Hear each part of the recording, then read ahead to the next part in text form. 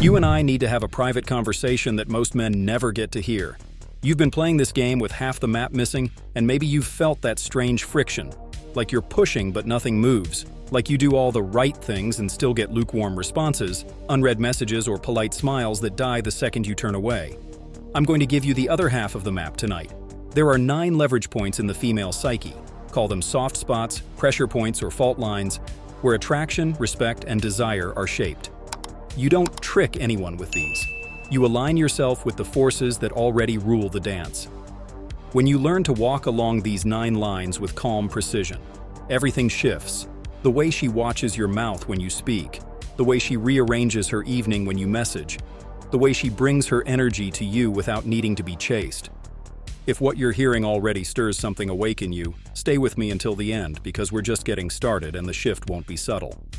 The first weakness is her hunger to be uniquely seen. Not generally, not vaguely, uniquely. Most men spray attention like perfume. Too much, too sweet, and it disappears fast. What she wants is attention that lands like a fingerprint.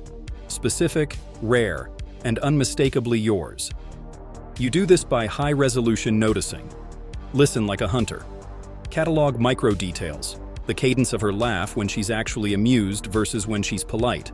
The way her voice drops a half tone when she's interested. The objects she touches repeatedly without realizing why. Then you mirror back a single detail with surgical precision. When you argue, your right eyebrow lifts half a centimeter. That's your tell. Delivered calmly, that line hits like lightning because it communicates. I see what others miss, which means being seen by me is valuable. You don't drown her in compliments. You place one carefully, and it feels like a key turning in a lock. The psychology is simple. Selective attention equals status. The selector has more status than the seeker.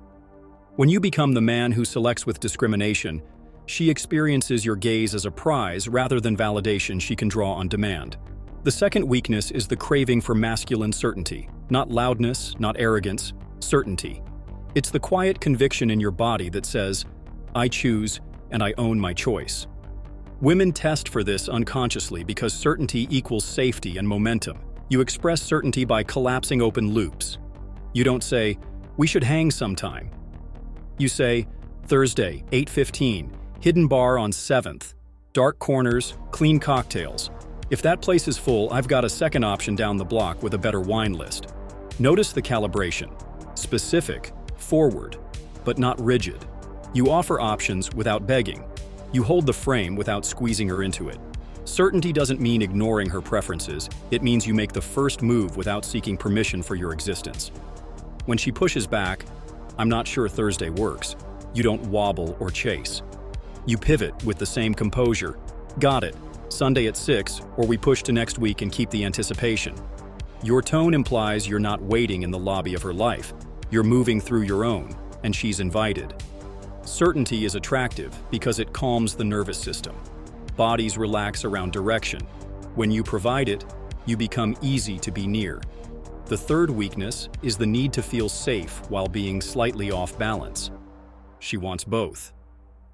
Safety without excitement is brother energy. Excitement without safety is chaos. Your job is to hold both poles at once. You build safety from consistency. You say what you'll do and you do it. Your mood is not a coin toss. Your presence is the same in public and private. Then you tilt the axis with novelty. You shift environments mid-conversation. You change pace. Slow voice, then a sudden decisive transition. You introduce playfully polarizing opinions and hold them without flinching. You pose a challenge and smile while she rises to it. The human brain bonds to contrast, predictability plus surprise. Practically, that might look like keeping a promise to text at noon, then at 12:04, adding a 2-line voice note that changes the emotional temperature. Lower voice, intimate pacing, one precise compliment, and a short, confident callback to something she said. The result is that she trusts the floor under her feet, but still finds herself leaning forward, curious, alert. Curiosity with a beating heart behind it becomes desire. The fourth weakness is narrative hunger. Every woman is tracking a story. Who am I with this man? What do I become near him? Does my life feel bigger or smaller when he enters the frame? Most men shove their way into her current plotline and ask for a role. You invite her into a more compelling story with you as the stable center and her as the heroine who discovers new facets of herself. How? You frame experiences with subtext. I like people who can celebrate their own weirdness. The world punishes originality. I reward it. That line tells her what your world is like. Values, standards, rewards. Or you say, I'm allergic to lukewarm. If we do dinner, it's either the place that's impossible to get into, or it's the food truck that only locals know at 1 a.m. I like extremes. Now being with you equals intensity and discovery. The psychological lever, identity beats logic. If you become the man whose presence upgrades her identity story, more expressive, more daring, more honest, she returns to the source of that feeling again and again. The fifth weakness is sensitivity to calibrated social proof. Not the loud status flex, not the cringe display of, look at me. Calibrated proof. She needs to know other people value you, especially other women, but she needs to feel you're not available to everyone. Scarcity plus selectivity. Practically, that means your time is visibly in demand. Your calendar is full with purpose. Training, work, a craft, a trip with friends you actually respect. It means women in your orbit treat you with ease and warmth, not awe or thirst. You don't brag. Your environment signals your value. When a hostess greets you by name and slides you into the corner table, when your barista knows your order and laughs at your dry joke, when a woman friend texts you a witty line mid-conversation and you answer with restraint, not eagerness, that's social proof. The key is always calibration. You never use people to trigger envy, never bait jealousy. You let the room reveal that you're a man whose presence matters, then you give your attention to her like a spotlight that can't be purchased. That combination, many want it, few get it, charges the air. The sixth weakness is the magnetism of clean boundaries. Boundaries are not walls, they are invitations with conditions. Most men believe boundaries push women away. The truth, boundaries create the pressure differential that pulls women in. When you draw a line, you define the shape of your world. I don't explain myself when I say no. I don't tolerate disrespect, even as a joke. I don't chase after energy that goes cold. I match and mirror. These are not slogans you recite, they're standards you embody. She will test them, consciously or not, because boundaries promise safety and meaning. When you refuse to argue when she escalates, when you pause instead of reacting, when you disengage with warmth but finality after manipulative behavior, you demonstrate rare discipline. And here's the paradox. The man who can walk away without slamming the door is the man she feels safest walking toward. Boundaries protect intimacy from corrosion. The absence of boundaries? That's how attraction drowns in resentment. The seventh weakness is physiological. Women respond to embodied signals more than verbal promises. You can't talk your way into the nervous system. You calibrate your body language. Take up space without posturing. Weight centered over feet, shoulders relaxed and back, chin level, gestures economical. Maintain stillness. Stillness is a power move because it signals you don't seek permission. Pause a fraction longer before answering. Let silence do some of the lifting. Eye contact should have texture. You don't glare. You hold a steady, soft focus that you break first occasionally to show you're not glued. Your voice is an instrument. Drop your cadence slightly, end sentences with a downbeat, and slow the last 3 words when you want them to land. Scent is a force multiplier. One signature fragrance used lightly becomes a memory anchor she will register when you're not there.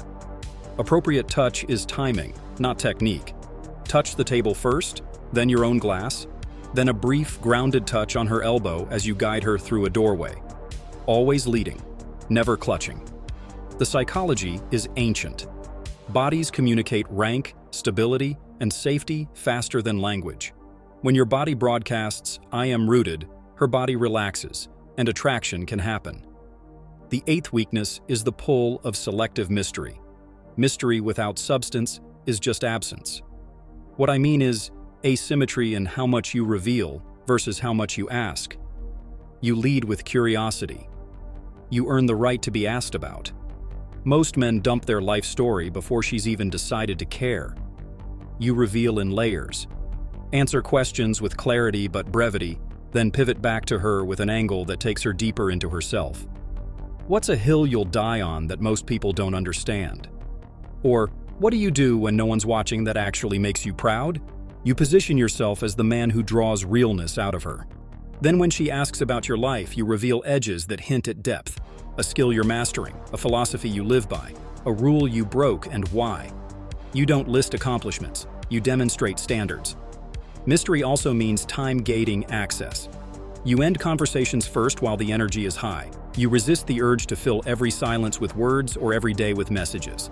Space amplifies fascination. She will project the best version of you into that space, if you give her enough real substance to work with. The ninth weakness is the need for emotional leadership. This is not about controlling her. Never. Emotional leadership is the skill of setting and holding the tone of the interaction, so both people feel more grounded and alive. It starts with your self-state. If you enter jittery, grasping, apologetic, she will match it or withdraw. If you enter calm, slightly amused by the chaos of life, she breathes easier. You decide the temperature: playful, deep, exploratory, flirtatious, challenging. You don't let moods yank you around like a dog on a leash. You leash them. A practical tactic: name and redirect. If conversation gets heavy, you say, "Let's park that for a second, I want you in my world for a moment," and you introduce a sensory anchor. Taste this, feel this, step here, look at that painting, and tell me the first word it gives you. When there's conflict, you slow the tempo. Pause. I value this. I'm not going to be sloppy with it. Take a breath with me. This is leadership. Not dragging, not lecturing, guiding. And here's the deeper truth. Almost no man does this consistently. The one who does becomes unforgettable. Now let's go even sharper, because understanding without execution is just entertainment. Start by calibrating your opening move with a woman you're drawn to. Your first touch point sets the frame for everything after. You approach with a neutral smile and a direct, grounded angle. No zigzagging, no hovering. Your opener is honest, minimal, and specific. I noticed your pacing when you were reading. You pause at cliffhangers like you're tasting the sentence. I respect readers who savor. You're not asking permission to exist. You're offering value through observation. Then you step back half a foot and create space. That microstep communicates, I'm not here to invade, I'm here to connect. The balance of presence and space is rare and instantly attractive. As the conversation unfolds, aim for a 70-30 ratio in her favor. She speaks more, you guide more. Use hook questions that demand internal access rather than resume answers. What kind of risk do you secretly enjoy? What do people assume about you that's wrong? When she answers, don't react with approval. React with curiosity and challenge. I get it, but I don't buy that you're as low maintenance as you claim. Where do you require excellence? Notice the pressure you apply. It's clean, it's playful, and it signals high standards. Most men avoid tension. You know controlled tension is the forge of attraction. When it's time to exchange contact, don't ask, "Can I get your number?" That question puts you in the applicant's chair. Instead, stake a claim with lightness. You're interesting. I'm not going to let this die in small talk. Put your number in, and we'll finish the conversation somewhere with better lighting and a quieter corner. You hand her your phone and stay silent. If she hesitates, you don't fill the space with reassurance. Silence is your ally. If she declines, you keep your center. No pressure. I enjoyed the conversation either way. If we cross paths again, it'll be because we should. You leave clean, and that cleanliness itself is memorable. Your messaging cadence should reinforce scarcity, certainty, and narrative. First text within 24 hours. You said you debate with your eyebrow. I'm still thinking about it. Sunday, 6:10, wine bar with the blue door. 2 rules. Order something you've never tried, and no phones on the table for the first 20 minutes. Timestamp, location, clear container. If she proposes alternatives, you assess quickly. If the energy is sincere, you flex. If it's slippery, you mirror the level of investment. Avoid the early morning and late night texting trap that collapses mystery. Keep your digital footprint tighter than your in-person presence. Concise messages, occasional voice notes, a photo that shows your world without peacocking. The well-worn notebook with a coffee ring, the climbing rope after a climb, the empty plate at the hidden restaurant. Never the, look at my car.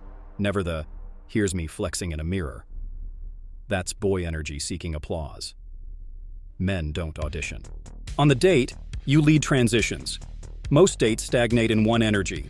You move from outside to inside, from public to semi-private, from seated to standing, from bright to dim, from talking to tasting, from light to an edge of seriousness, and back. This is emotional choreography. If the conversation goes intellectual for too long, you pull it back to the senses. Close your eyes. Tell me what you smell right now besides the wine. You're not hypnotizing, you're grounding. When you do ask for stories, ask for moments, not resumes. Tell me about a time you were certain and everyone around you doubted you. Hold eye contact through the silence before she answers. That silence is a bridge into honesty. She will cross it if you stand steady on your side. When attraction spikes, resist the urge to cash it all in immediately. Desire compounds with patience. End an excellent date a few minutes earlier than expected. I'll walk you out, with a relaxed tone and a slow pace.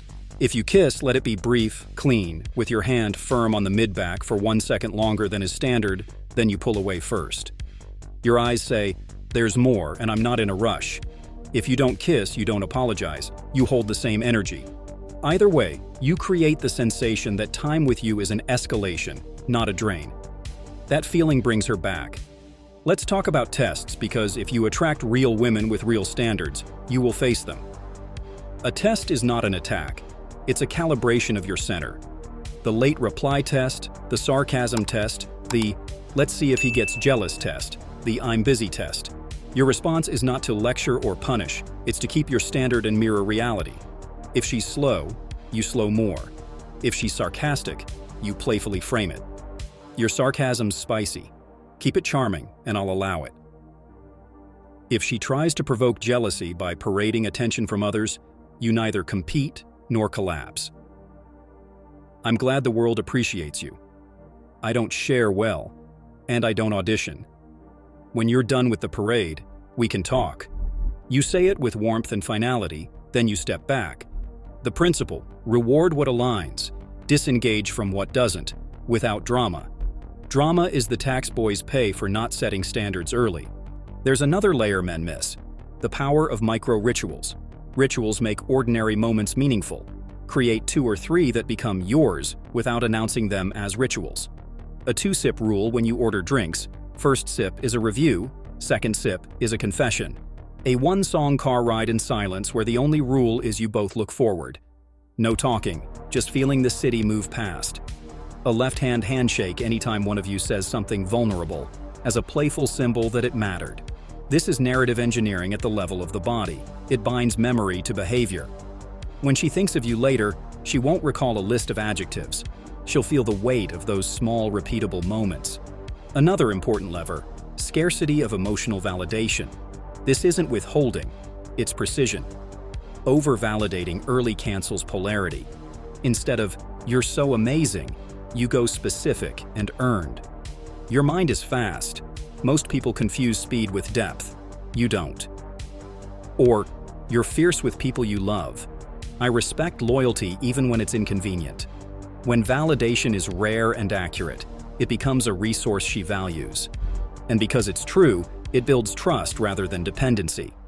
You also need to master the art of withdrawal without punishment. There will be moments when the energy drops, or disrespect slides in, or you simply notice you're investing more than the situation deserves. You withdraw cleanly. Fewer texts, slower replies, no accusation, no sulking. If she raises it, you don't turn it into a trial. I match energy. When it's bright, I'm here. When it dims, I let it breathe. Delivered with calm eye contact, that line teaches more about you than any speech could. If the energy returns, you re-engage with the same warmth as before, no scorekeeping. That kind of emotional unfairness on either side kills polarity. Keep the air clear. Now here's how the 9 weaknesses integrate in real time. So you stop thinking in parts and start leading the whole. You walk in with embodied stillness, physiology, set a clear plan, certainty, notice a precise detail, unique attention, frame the evening as a chapter in a story, narrative. Let the room reveal your value, social proof. Hold your standards, boundaries. Move her through sensory beats, safety with edge. Reveal in layers, mystery. And steer the tone without control, emotional leadership. You don't check a list, you become the kind of man for whom these behaviors are natural. That's the point. You're not adding tricks, you're removing insecurity. There's a shadow you must avoid, the urge to manipulate. Everything I'm giving you can be used to play games. Don't. You can break trust once and lose more than you know how to earn back. Power without ethics is just noise. Women with real options will smell it and walk. Power with ethics is quiet thunder. It's the man who can pull but chooses to invite, who can escalate but chooses to pace, who can argue but chooses to understand. When you stand in that energy, attraction stops being a performance and becomes gravity. I want you to notice something else. The quality of your life outside of women will either fuel or drain every move you make with them. If you build nothing, chase nothing, master nothing, your masculine center will wobble and you'll try to patch the hole with female attention. It never works. Pick a craft that pushes your edges, jujitsu, a language, a business, a musical instrument, and submit to the discipline. Earn your own respect before you go hunting for hers. The quiet pride of progress changes your posture, your voice, your patience. That shift bleeds through everything and requires no announcement. If you're feeling the ground shift under your feet right now, good. That means you're meeting the part of you that was built for this. Keep listening. The guy who needs to hear this won't get it from a meme or a throwaway clip. He needs the architecture. If you know a brother like that, send this to him today and cut the learning curve in half. Don't hoard the advantage. Be the reason your circle levels up with you. Let me give you a framework for follow-through over the next 7 days so this doesn't die as inspiration. Day 1. Audit your body language. Ask a friend to film you walking into a room and speaking for 30 seconds. Watch for fidgeting, uneven weight, darting eyes. Fix one thing. Slow your exhale. Day 2. Script 2. Clean date plans in your city. 1 high aesthetic, 1 hole in the wall, with precise times, backup options, and a 1-line frame. Day 3. Select a signature scent if you don't have one. Test it on your skin and with someone you trust. Keep it minimal. Day 4. Write 3 hook questions you love asking because you genuinely want the answers. Day 5. Define 3 non-negotiable boundaries and practice saying each one in a single sentence without anger. Day 6. Choose a micro-ritual you'll introduce on your next date. Day 7. Send a single, specific, honest message to a woman you're interested in that reflects everything you've learned. Certainty, narrative, standards, space. Execution beats theory. Let's address rejection, because fear of it makes most men small. Rejection is just data. If a woman passes, she's informing you about her bandwidth, her type, her timing, or your current state. Good. Now you get to adjust. Don't argue with a no. Don't negotiate. Don't demand reasons. Thank her energy, silently or explicitly. Take what's useful and move. A man who metabolizes no without shrinking becomes almost unstoppable over time because he sees failure as part of calibration, not a verdict on his worth. If you're feeling the ground shift under your feet right now, good. That means you're meeting the part of you that was built for this. Keep listening. The guy who needs to hear this won't get it from a meme or a throwaway clip. He needs the architecture. If you know a brother like that, send this to him today and cut the learning curve in half. Don't hoard the advantage. Be the reason your circle levels up with you. Let me give you a framework for follow-through over the next 7 days so this doesn't die as inspiration. Day 1. Audit your body language. Ask a friend to film you walking into a room and speaking for 30 seconds. Watch for fidgeting, uneven weight, darting eyes. Fix one thing. Slow your exhale. Day 2. Script 2 clean date plans in your city. 1 high aesthetic, 1 hole in the wall, with precise times, backup options, and a 1-line frame. Day 3. Select a signature scent if you don't have one. Test it on your skin and with someone you trust. Keep it minimal. Day 4. Write 3 hook questions you love asking because you genuinely want the answers. Day 5. Define 3 non-negotiable boundaries and practice saying each one in a single sentence without anger. Day 6. Choose a micro-ritual you'll introduce on your next date. Day 7. Send a single, specific, honest message to a woman you're interested in that reflects everything you've learned: certainty, narrative, standards, space. Execution beats theory. Let's address rejection, because fear of it makes most men small. Rejection is just data. If a woman passes, she's informing you about her bandwidth, her type, her timing, or your current state. Good.